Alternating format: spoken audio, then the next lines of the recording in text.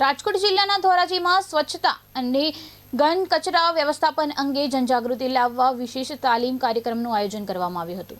ધોરાજી નગરપાલિકા અને શ્રી મહિલા વિકાસ સેવા મંડળના સંયુક્ત ઉપક્રમે લેવવા પટેલ રંગમંડપ હોલ ખાતે યોજાયેલા કાર્યક્રમમાં કચરાનું વિભાજન, સિંગલ યુઝ પ્લાસ્ટિકથી થતી સમસ્યાઓ તેમજ રિડ્યુસ, રીયુઝ અને રિસાયકલ જેવા મુદ્દાઓ અંગે માર્ગદર્શન આપવામાં આવ્યું હતું।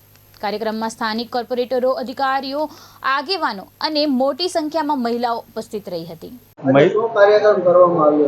आज रोज धोराजी नगरपालिका तथा श्री महिला विकास सेवा मंडल राजकोट द्वारा आयोजित घन कचरा निकाल व्यवस्थापन और स्वच्छता बाबते जागृति तालीम कार्यक्रम वोर्ड नंबर 5 ना महिला बहनों ने लईने कार्यक्रम योजायेलो।